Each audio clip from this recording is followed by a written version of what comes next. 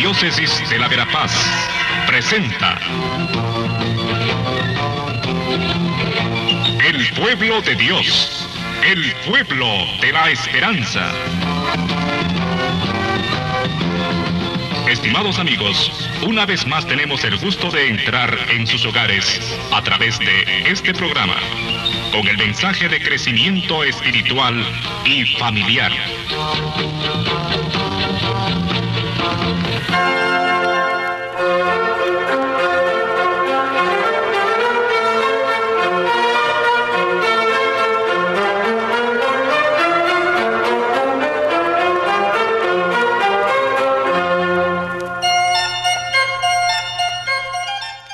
Un saludo cordial, amigos, amigas, en esta nueva cita de El Pueblo de Dios, el pueblo de la esperanza. Dentro del camino de la Cuaresma, en este tercer domingo, nos encontramos con el texto de la Samaritana junto al pozo de Sicar, o pozo de Jacob, según por el lugar o por el nombre del pozo. Y pues es uno de esos textos de San Juan que están llenos de simbolismos. Eso es lo primero que tenemos que tener en mente y en el corazón cuando nos ponemos ante este capítulo 4 del Evangelio de Juan. Se trata de una narración, seguramente como muchas de la vida de Jesús, pero luego tiene mezclado entre lo de la vida cotidiana, los diálogos, el lugar, etc., tiene también mezclado ese mensaje simbólico de Juan. Por ejemplo, se trata de una mujer que va a traer agua al pozo, una cosa cotidiana, un trabajo de cada día. Y ella, cuando está platicando con Jesús, está hablando del agua, del pozo. Sin embargo, Jesús está hablando del agua viva, que es símbolo del Espíritu. Por eso es necesario poner atención a estos dobles, digamos, enfoques que tiene el Evangelio de Juan. Habla de cosas, de acontecimientos, de personas, pero al mismo tiempo está hablándonos de que esas cosas, acontecimientos o personas son un símbolo de otra realidad más profunda o diferente. Así pues, nos situamos en ese capítulo en el que Jesús termina unos días en Judea, en Jerusalén, y va hacia Galilea. En Judea, pues las cosas se estaban poniendo bastante tensas también debido a una primera persecución que comenzaba contra los cristianos o contra los seguidores de Jesús, después también de la muerte de Juan el Bautista. La cuestión estaba complicándose, más aún porque los discípulos de Jesús iban creciendo allí en Judea, alrededor de Jerusalén, etc. Y entonces dice el texto de Juan que el Señor Jesús se va de Judea y va hacia Galilea. Y para eso tiene que pasar por la región de Samaria. Aunque también habían otros pasos diferentes porque los judíos, como no se llevaban bien con los samaritanos, muchas veces vadeaban el área de Samaria, trataban de pasar por otro lado cuando iban hacia Galilea. Sin embargo, Jesús concretamente pasa por Samaria y allí, en lo más duro del día y del calor, seguramente también con hambre y con sed, Jesús se sienta junto a un pozo que por otra parte era famoso, el pozo de Jacob, porque según la tradición era el pozo que les había dejado uno de los grandes patriarcas, Jacob, a aquel pueblo, y entonces era en realidad un pozo que servía muchísimo a la gente de toda el área. Estaba situado en una pequeña comunidad llamada Sicar. De manera que estamos en Samaria, un pueblo que no se llevaba bien con los judíos, tenían grandes enemistades e incluso mucha hostilidad. Ya desde el libro de los Reyes, en el capítulo 17, se nos habla de por qué había una oposición o una rivalidad entre el pueblo de los samaritanos y el pueblo judío. Sucede que aquel pueblo había sido colonizado después de la invasión de Babilonia, y habían traído a ese pueblo colonos, es decir, gente que eran de otros pueblos, y los habían asentado allí. Esos colonos venían de 5 pueblos diferentes allá en Babilonia y estaban ahí. Y por supuesto, esta gente tenía también sus costumbres, tenía sus cultos a otros dioses, porque en aquel momento habían muchos ídolos, muchos dioses. Y pues cada pueblo de Babilonia tenía sus propios dioses locales, aparte de los dioses de todo el país o la región. En fin, era gente que tenían varios templos y varios cultos a dioses. Y al mismo tiempo también, pues como estaban en la tierra de los judíos, también tenían un templo a el Dios de Israel, a Yahvé. Y por lo tanto también había una mezcla de religiones, una mezcla de costumbres, y a eso se le llama sincretismo. Por eso los judíos los despreciaban. Para los judíos el pueblo samaritano era un pueblo idólatra y también un pueblo adúltero, porque pues no consideraban que el único Dios al que le debían fidelidad, el único esposo, el único Señor era Yahvé, sino que consideraban que habían otros, muchos pueblos, muchas idolatrías, muchas culturas diferentes allí. Sin embargo, era gente también gente religiosa, podemos decir, eran creyentes en sus propias religiones y también buscaban la verdad. Bueno, Jesús pasa por Samaria y se sienta junto al pozo y llega una mujer que en sus tareas cotidianas va a traer el agua. Y Jesús le dice en medio del calor del día: mujer, dame de beber. Y la respuesta de la samaritana es inmediata: ¿cómo tú, que siendo judío, me pides a mí, que soy samaritana, que te debe beber? Porque los judíos no se llevan bien con los samaritanos, aclara el apóstol San Juan en el Evangelio. Ella es la primera sorprendida de la acción de Jesús, que le dirige una palabra. Los judíos no se dignaban dirigir palabras a los samaritanos. Había una hostilidad que era de ambas partes, de los judíos hacia los samaritanos y de los samaritanos hacia los judíos. Jesús está rompiendo entonces ahí un prejuicio social, religioso y cultural. Y se acerca a esa mujer simplemente desde su humanidad. Tenía sed, estaba en lo más alto, el sol del mediodía, y le pide de beber. Y aprovecha Jesús para darle el primer mensaje del cual habla este texto.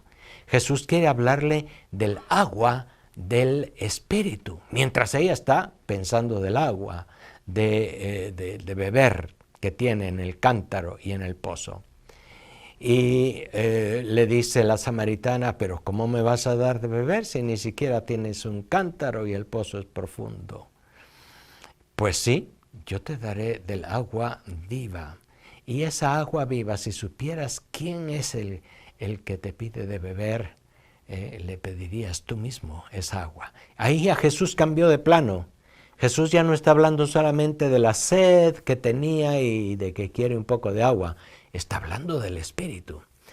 Ese es uno de los primeros temas en los que San Juan insiste en todo su Evangelio. Y es este tema que aparece ahí en el diálogo con la samaritana. Jesús es pues el que es anunciado en ese texto en aquel tiempo a judíos y samaritanos, a primeros cristianos y hoy también a nosotros. Jesús anuncia el agua del Espíritu, y ahí hay también otro simbolismo. El espíritu está simbolizado en el agua, que sacia la sed, que refresca en la hora de peor calor, que es decir, que ayuda en la vida en los momentos de las peores dificultades.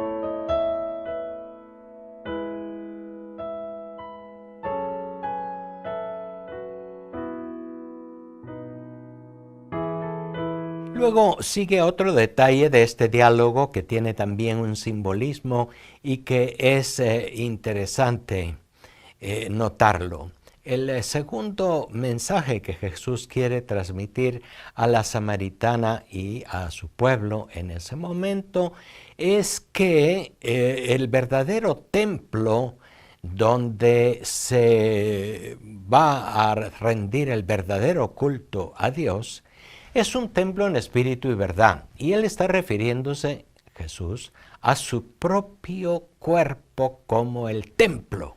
Es interesante eso. ¿Por qué? Porque la mujer aprovecha la oportunidad para hacerle una pregunta a Jesús.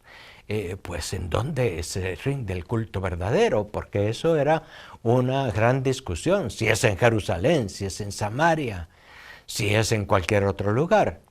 Y Jesús, pues también ahí rompe ese prejuicio religioso, podemos decir.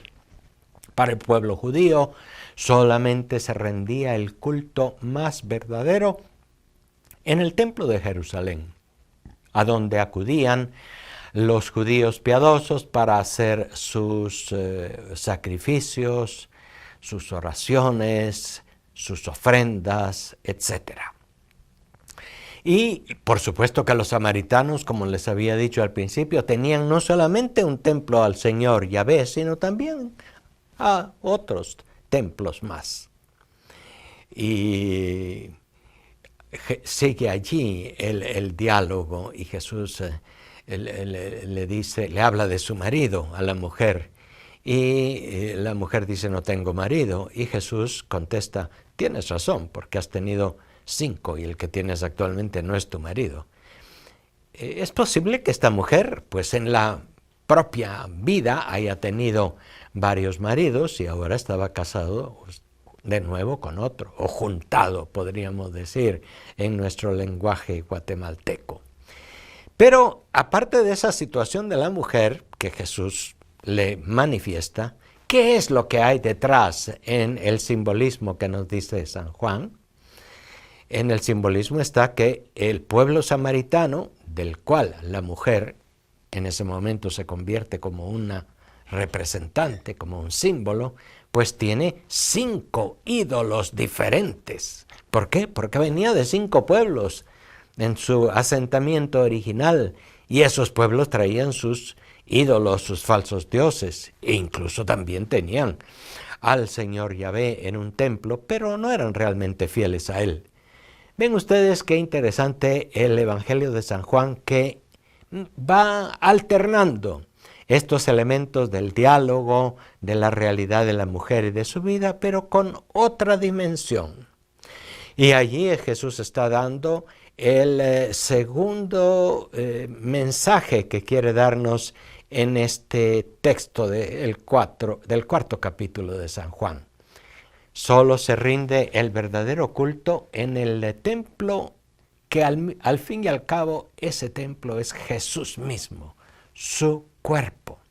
Es decir, el cuerpo de Jesús, pues no solamente su cuerpo físico, que fue crucificado, muerto y sepultado, que pasó haciendo el bien por Galilea, curando a la gente, el cuerpo de Jesús es también la iglesia, y ahí hay otro símbolo. Así como la mujer es representante en ese diálogo de 5 pueblos y del pueblo samaritano, así Jesús es la cabeza del cuerpo que es la iglesia. Y es en la iglesia, en cualquier parte donde esté la iglesia, en donde se rinde el culto verdadero, y no solamente en aquel lugar geográfico, en la cumbre del monte Sión, en Jerusalén. No se trata, por lo tanto, entonces, del culto en el templo, de los sacrificios, las ofrendas, los holocaustos, sino se trata del culto en espíritu y en verdad que se realiza en cualquier parte en donde esté la iglesia. El verdadero templo es la iglesia, que es el cuerpo de Cristo. No es nada más un edificio, no es nada más un templo, en donde también pues se hacen los sacrificios, las celebraciones, etcétera. Pero se puede rendir culto a Dios en cualquier parte, en el trabajo, en la comunidad, en la fiesta, en la peregrinación, en las preocupaciones, en la cárcel, en el exilio, en cualquier parte. Somos parte del cuerpo de Cristo y por lo tanto estamos en el templo, en espíritu, en donde pues se puede rendir a Dios culto en cualquier lugar, en cualquier espacio, en cualquier circunstancia. Y más aún si ahondamos en ese tema del verdadero culto a Dios, pues es un culto que tiene que ver con la honestidad, con la verdad en la vida de cada día, con la pureza de intenciones, con el servicio y el amor al prójimo, sobre todo. Ese es el verdadero culto en espíritu y de verdad. Lo cual no quiere decir que acaba con la importancia que tiene también que haya culto en un templo y que haya celebraciones y que se escuche la palabra y que se ofrezca un sacrificio, un holocausto. Para nosotros cristianos siempre será el sacrificio de Cristo en la cruz que se rememora en cada Eucaristía. Ahí está pues el segundo mensaje de este texto tan bonito del capítulo 4 de San Juan. El primero ha sido el agua, que es el Espíritu. El segundo ha sido el templo, que no es nada más el templo donde se hace la liturgia o los cultos, sino es el templo que es el mismo cuerpo de Cristo. Y más aún, si ahondamos en esto, podríamos decir y podríamos recordar lo que San Pablo dijo. Cada uno tiene ese templo, su cuerpo es templo del Espíritu Santo, dijo San Pablo. Y por lo tanto, el verdadero culto a Dios puede y debe realizarse también a puerta cerrada. Cuando estoy en mi habitación, cierro la puerta, oro, hago la lectura de la palabra, estoy ofreciendo un culto verdadero en espíritu y verdad. Repito, no porque los cultos del templo no sean correctos, sino porque este es el auténtico y el correcto. El otro muchas veces puede quedarse nada más en una exterioridad, en un formalismo de hacer unas oraciones, unos ritos, y no tiene que ver con el corazón, y en ese sentido pues es muy arriesgado caer en un culto o en unas acciones en el templo que no son de acuerdo al pensamiento de Jesús.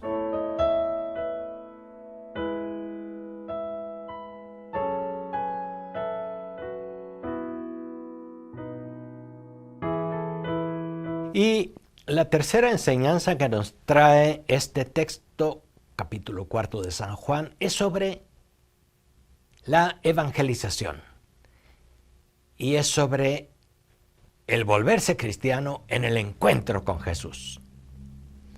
Fíjense que la samaritana le dice a Jesús, siguiendo en el diálogo, veo que tú eres profeta.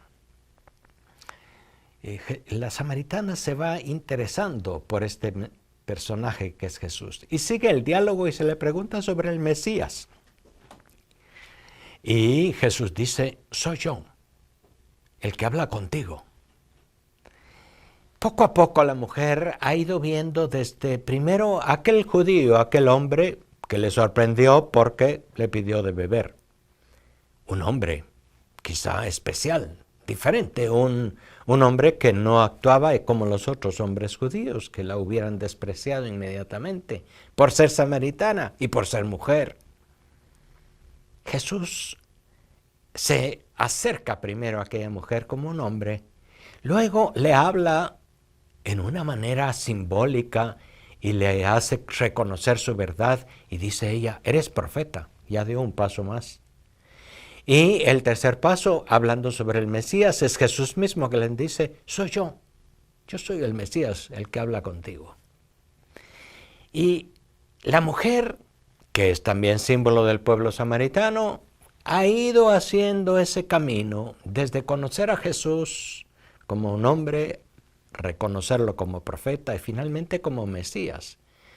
Y quizás se llena de tanto gozo esta mujer que sale corriendo, no sabemos si dejó el cántaro allí o se lo llevó cargando, pero sale de regreso a su pueblo y va a anunciar a este que ella ha encontrado. Y después vienen los otros del pueblo y le dicen, pues creemos no solo por lo que tú nos has dicho, sino porque lo hemos visto. Qué interesante, ¿verdad? Todo ese proceso. 3 enseñanzas que si ya las vemos despacio, pues nos ayudan a clarificar este texto tan rico de contenidos. La enseñanza sobre el agua, que es símbolo del Espíritu, la enseñanza sobre el verdadero culto y el verdadero templo, que es el cuerpo de Cristo, y la enseñanza sobre el encuentro con Jesús. El encuentro con este hombre que es más que un hombre, es el Hijo de Dios, es el Mesías esperado por Israel, pero no reconocido.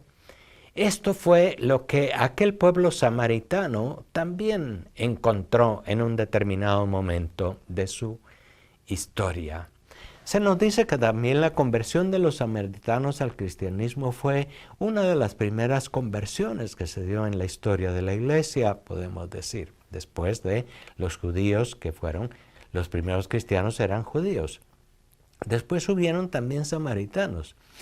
El libro de los Hechos de los Apóstoles nos habla del diácono Felipe que fue y habló de Cristo en Samaria. Y después hay también un texto de Pedro y Juan haciéndose presentes allá en Samaria, imponiendo las manos y haciendo una especie de primera confirmación, como decimos, que recibían el Espíritu por la imposición de manos y la oración. El pueblo samaritano, que está significado en la persona de la samaritana, pues también conoció a Jesucristo y le conoció también siguiendo los pasos de ese proceso de encuentro con Él. Recordamos una frase que se hizo muy famosa del Papa Benedicto XVI y que dijo, la verdadera evangelización no se da por el encuentro con una teoría, por el conocimiento de una doctrina, sino por el encuentro con Cristo, el encuentro personal con Cristo. Eso lo dijo Benedicto XVI en una de sus enseñanzas y fue también una frase que pegó mucho porque es una frase muy bella y que también a nosotros nos sirve hoy. Estamos en el camino de la Iglesia en este año, en el camino sinodal, que es un caminar juntos en el que el Papa Francisco ha insistido mucho que en el caminar debemos dialogar y debemos aprender a escucharnos. Eso lo podemos ver también muy reflejado en todo ese. Jesús va de camino. Iba de camino con sus otros discípulos, que por el momento desaparecieron, fueron a buscar comida y regresaron y no entendieron mucho qué estaba pasando allí, ¿verdad? Pero Jesús va de camino con sus discípulos, va enseñándoles a través también de hechos, de acontecimientos. Lo encuentran junto al pozo hablando con una mujer y eso también a ellos que eran judíos les sorprende. Pero Jesús va enseñando en el camino. Jesús no es aquel que enseña en una cátedra, en un gran lugar preparado especialmente para la predicación. Va enseñando allí, sentado junto al pozo de Sicar o pozo de Jacob. Jesús va de camino y eso es también algo que tiene mucha actualidad para toda nuestra iglesia en la América Latina y en el mundo entero. Estamos en el proceso sinodal, proceso de diálogo. Estos días pasados se han reunido ya los delegados de toda la región Centroamérica y México. Se reunieron en El Salvador. También se han reunido todos los del Caribe. en la República Dominicana. Estos días habrá reuniones en la zona bolivariana, los países bolivarianos de Sudamérica y después el Cono Sur, el Brasil.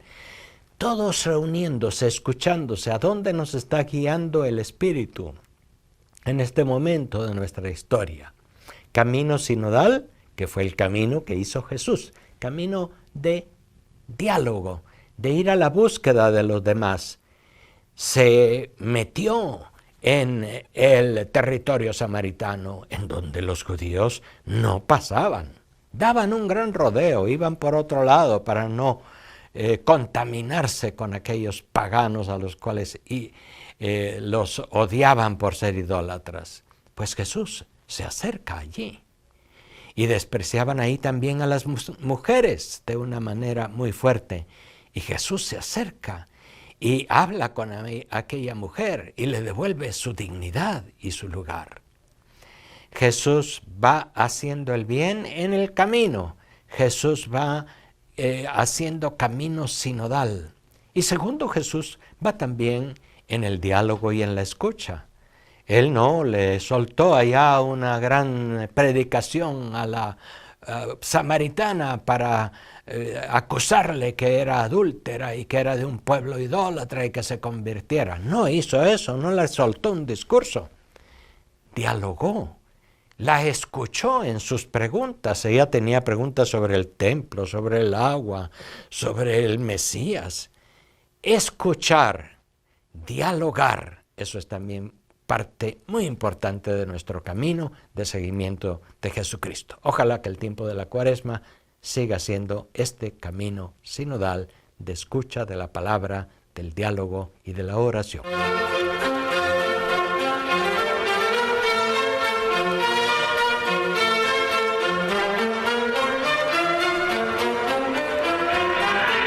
La Diócesis de la Verapaz presentó